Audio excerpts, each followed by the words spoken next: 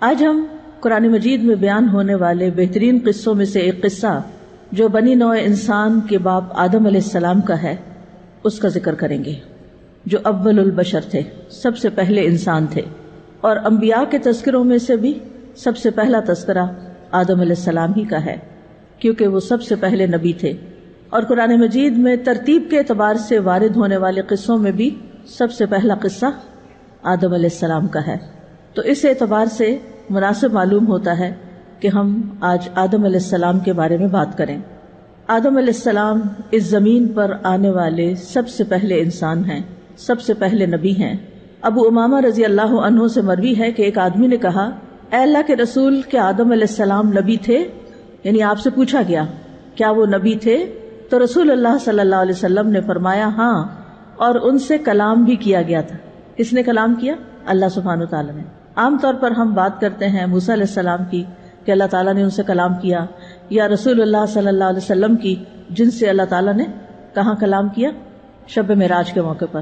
تو کلام کیے جانے والے پیغمبروں میں سے ایک آدم علیہ السلام بھی ہیں جن سے اللہ تعالیٰ نے کلام کیا۔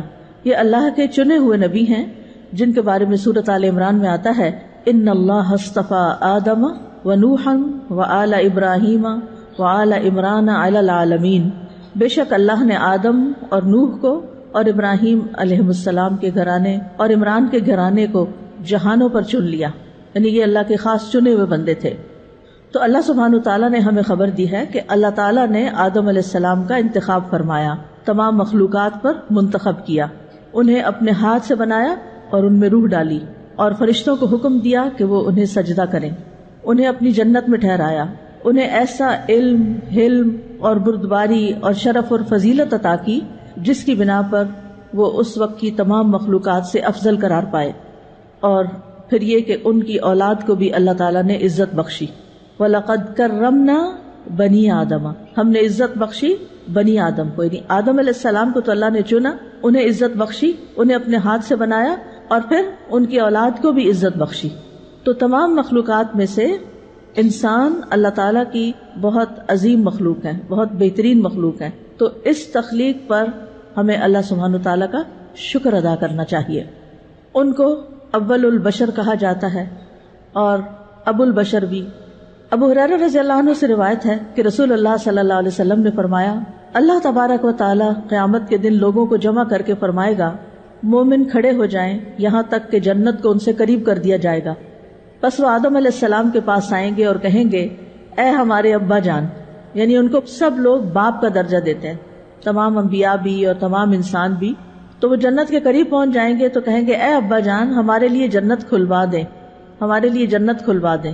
تو وہ کیا جواب دیں گے؟ تمہیں تمہارے باپ کی غلطی نے تو جنت سے نکلوایا تھا، تو میں یہ کام کرنے والا نہیں، یعنی میں نہیں کھلوا سکتا، میرے بیٹے ابراہیم خلیل اللہ کے پاس جاؤ۔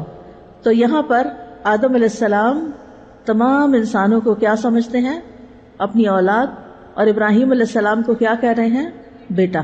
ٹھیک ہے، تو آدم علیہ السلام کی اولاد ہونے کے ناطے ہم سب ایک دوسرے کے رشتہ دار بھی ہیں، کہیں نہ کہیں کسی نہ کسی طرح، کوئی قریب کے اور کوئی دور کے۔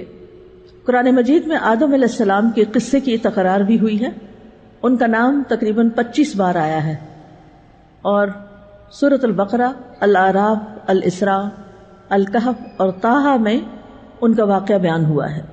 آدم علیہ السلام کا مختصر قصہ کچھ یوں ہے کہ انسان کی تخلیق سے پہلے اللہ تعالیٰ نے فرشتوں اور جنات کو پیدا کیا تھا۔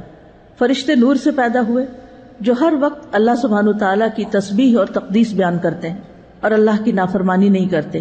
جنات کی تخلیق آگ سے ہوئی، جنوں میں کچھ اچھے بھی ہیں اور کچھ اس کے علاوہ بھی ہیں۔ آدم علیہ السلام کی تخلیق سے پہلے جنات زمین پر رہتے تھے، لیکن انہوں نے زمین پر بہت فساد مچایا، خون ریزی کی، نافرمانیاں کی، کفر اور شرک کیا۔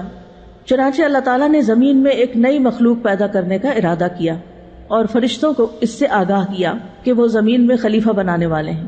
فرشتوں نے جب یہ سنا تو اللہ کے حضور بطور سوال عرض کیا، اے اللہ، کیا آپ ایک ایسی مخلوق کو پیدا کرنا چاہتے ہیں جو زمین کو فساد اور خون ریزی سے بھر دے گی؟ کیونکہ جنوں کے پاس بھی اختیار تھا، اس لیے انہوں نے فساد کیا، اب انسان کو بھی با اختیار مخلوق بنایا جا رہا تھا، تو اس لیے فرشتوں کو پریشانی لاحق ہوئی۔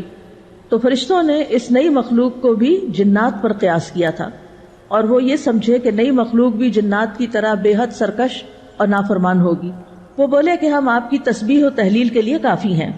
تو اللہ تعالیٰ نے جواب دیا کہ آدم کے پیدا کرنے میں جو حکمتیں ہیں تم ان سے واقف نہیں، بلکہ میں خوب جانتا ہوں۔ چنانچہ اللہ تعالیٰ نے آدم علیہ السلام کو مٹی سے پیدا کیا، ان میں روح پھونکی، اور انہی سے ان کی بیوی حوا علیہ السلام کو پیدا کیا، اور پھر آدم علیہ السلام کی پشت سے قیامت تک پیدا ہونے والی ان کی تمام اولاد کی روحوں کو نکالا۔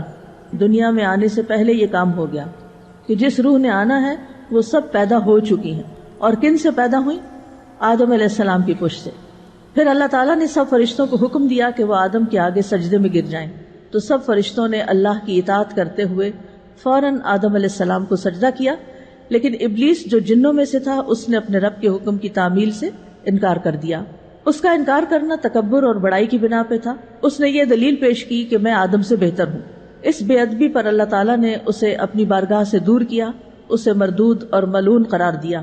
اللہ تعالیٰ نے آدم علیہ السلام اور ان کی بیوی حوا کو جنت میں ٹھہرایا اور کہا کہ تم جہاں سے جو چاہو بلا روک ٹوک خوب کھاؤ پیو۔ پھر ایک درخت کی طرف اشارہ کر کے فرمایا کہ کھانے کی غرض سے اس درخت کے قریب بھی نہ جانا اور اس کے کھانے سے مکمل پرہیز کرنا۔